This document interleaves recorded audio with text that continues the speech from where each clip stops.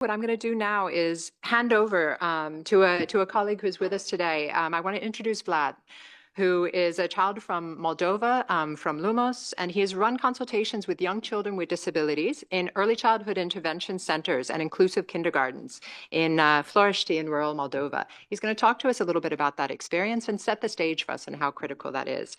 So Vlad, please, over to you. Honored panelists, esteemed audience, dear colleagues, good afternoon. I'm Vlad. I'm 13 years old. I come from the Moldova and I'm representing Lumos, an organization which works to ensure every child grows up in a family. I would like to start my intervention with a short story.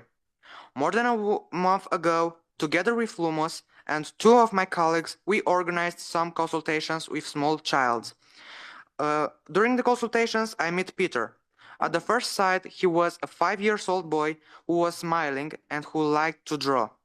But behind his smile, he was hiding a story with challenges that would be enough for an entire life. Peter was born with a disability and couldn't grow and develop as his peers. He barely could move or pronounce a sound, and he could eat only by using a tube.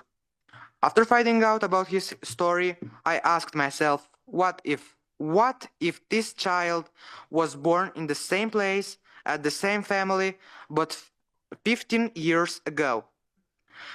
I'm almost sure that he was sent to a residential institution. Fortunately, Peter and his family decided to write another story.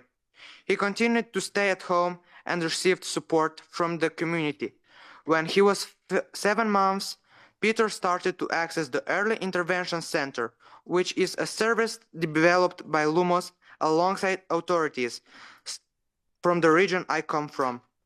After a period of time, the situation of Peter improved, and he started to walk, speak by using syllabes, and his feeding tube was removed. Now he is going to the kindergarten and is enjoying his childhood alongside his sister and parents, despite the long list of challenges he is still facing. This case demonstrates that if we intervene with the right services at the right time, by the right professionals, we can rewrite the story and share hopes to a childhood and a fulfilled life.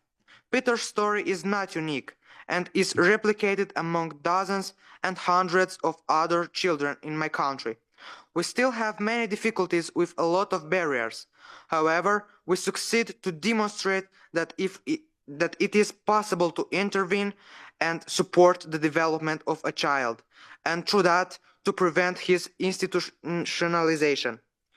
Each child counts, each action is relevant, each moment can make the difference.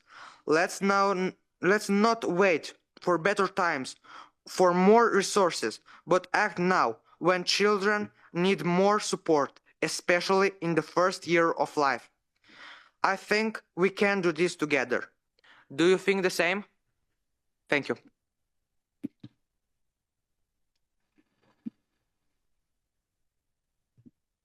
Vlad, thank you so much for that. That was so inspiring to hear Peter's story, but also to hear your story or have you here to tell it. Really, really appreciate that. And I think the answer to your question is yes. I think we can speak for those in this room.